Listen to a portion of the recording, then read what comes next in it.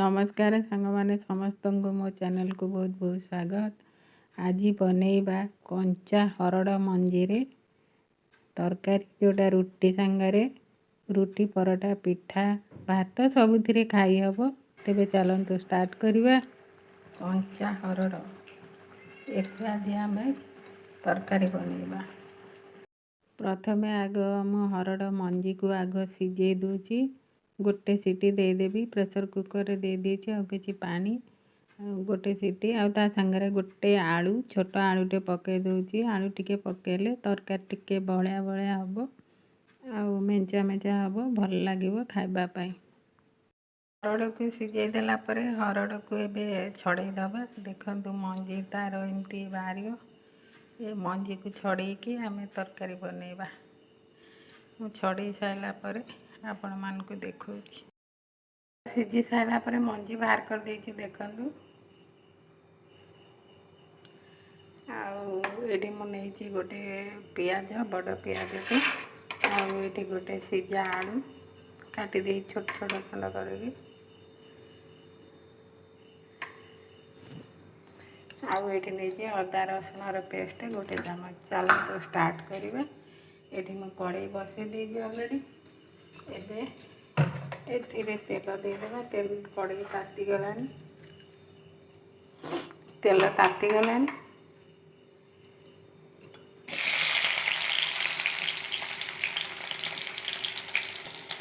ये पकेदवा गोटे तेजपत्र आ पियाज को गोल्डन ब्राउन कलर हवा जाए फ्राए करवा।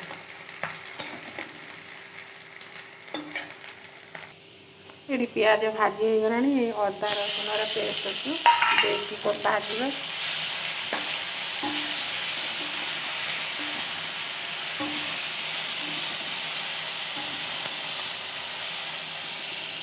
एठी मु हलदी गुंड लंका गुंड भी दे दीची। ताकि भलसे गोलेबा।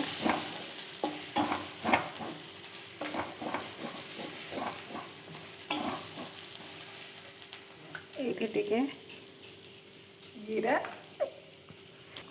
जीरा धनिया रे गुंड टिके दे देबा। आ एठी टिके पानी दे देबा। मसला है टिके पानी दे देबा। मसला टा सिझिले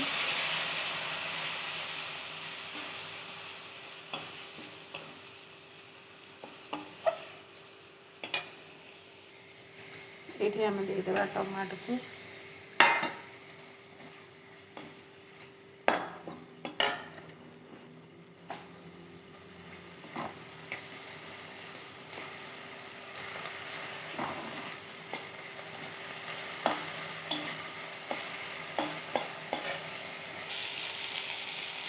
एठी दे देबा मेथी पत्र टिके।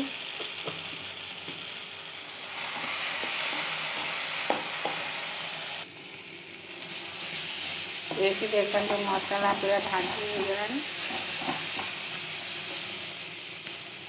एबे पके देबा ए जो मंजी को हरड़ मंजी को।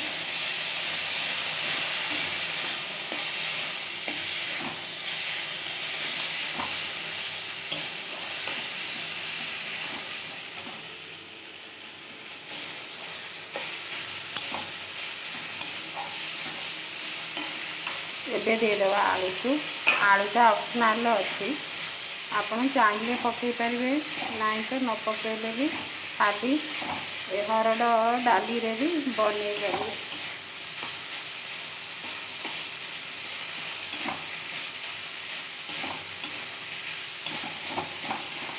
एमती निश्चय बनातु खातु आ कमेंट बॉक्स रे कमेंट दिंतु केमिति लागिला।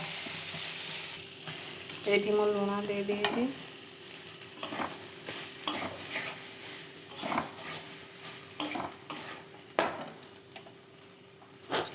एबे कषा हो गलानी। एबे पानी दे देबा। सब सिझी खाली टिके मसला देहरे लागिया पाई आ फुटिया के छाड़िबे।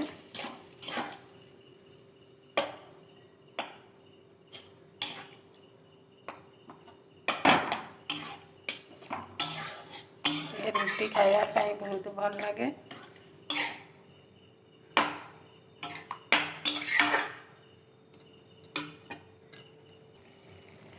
ଏଇଠି ଦେଖନ୍ତୁ ତରକାରୀ ପୁରା ହେଇଗଲାଣି। ଏବେ ବି ଥାଉ, ଏବେ ଗ୍ୟାସ୍କୁ ବନ୍ଦ କରିଦେବା।